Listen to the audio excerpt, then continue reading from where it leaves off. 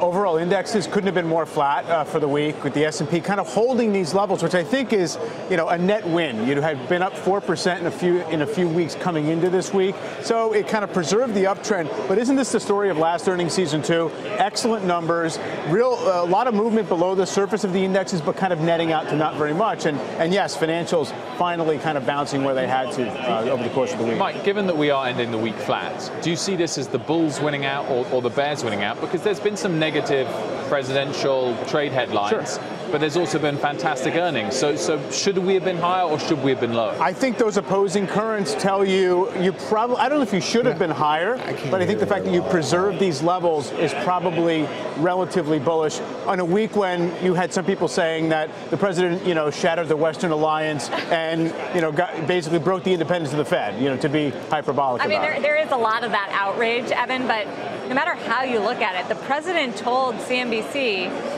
that he's ready to go for $500 billion more in terms of Chinese imports and tariffs. That has real economic effect.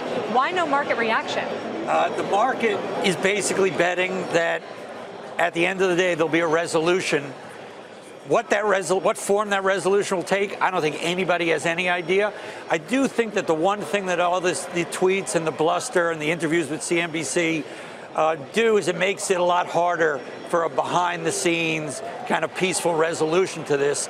It's hard to imagine the Chinese just backing down from their industrial strategy. Very hard to imagine the Japanese or the Europeans going, okay, we'll accept auto tariffs. It's hard to see how this resolves itself, but the stock market thinks it will. So, Evan, what do I know? Does this mean you just keep buying the Russell, you buy domestic exposed companies? No, I don't. I don't really like the market here at all. I think on a day like today, which is a slow summer day, you forget that the market can fall. I mean, you've kind of been lulled over the last few weeks into all this kind of headline turmoil, but there's been nothing really going on underneath. I think the end of the summer, when these tariffs play out, there may be some fireworks, and I don't think if there are fireworks, then it's not going to be good anywhere in the market where you are. Let's talk more about the president. Of course, he sat down with CNBC's Joe Kernan in an exclusive interview this morning. The president said the U.S. is being taken advantage of by other countries when it comes to trade, and he's working to put a stop to it, and that's having a big impact on markets. I would have a higher stock market right now. It's already up almost 40%, as you know, since the election. It could be 80% if I didn't want to do this. But ultimately, what I'm doing is making it so it's right.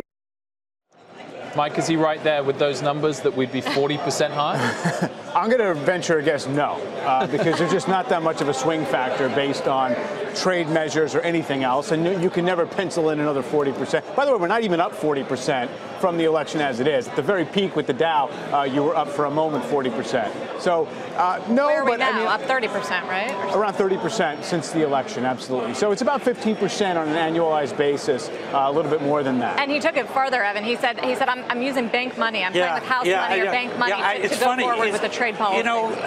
Running the global economy or the U.S. economy, it's not like building a cheap low-end casino in Atlantic City. It's a very different enterprise. You're not bullying a bunch of cement contractors here. You're actually bullying large countries that have their own objectives. And I think what Mr. Trump will find is that in the long run, things are going to get more complex rather than simpler. I mean, because the issue that I have with him is not the complaints. It's a zero-sum view of the world. And if you have a zero-sum view of the world, you're not really giving the other parties incentives to negotiate with you. Mike, when we consider the headlines out of that interview with the president, whether it's the Fed headlines or the China headlines, which is a bigger concern to the market?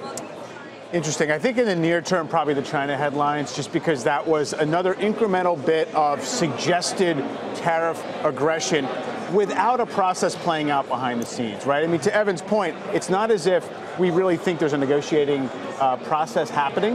And so therefore, if you're going to fly, if you're impatient enough, you're going to go from 200 to 500, just because nothing's happened yet. I think that's a net. Now, I've not been in the camp that says trade is going to make or break this market, but there is a threshold at which the market at this level is not going to love it. So what does Jay Powell do, Fed chairman? Does he just continue on, even if he ignores the politics, Fed is independent, totally, it's got to be in the back of his mind that no matter what he does with policy, the president is watching and disapproving. I don't think Jay Powell's going to lose a moment of sleep over this. I don't think at all.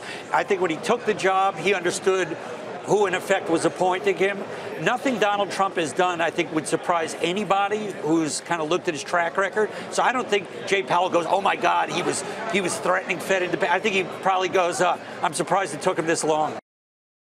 Hey there, thanks for checking out CNBC on YouTube. Be sure to subscribe to stay up to date on all of the day's biggest stories. You can also click on any of the videos around me to watch the latest from CNBC. Thanks for watching.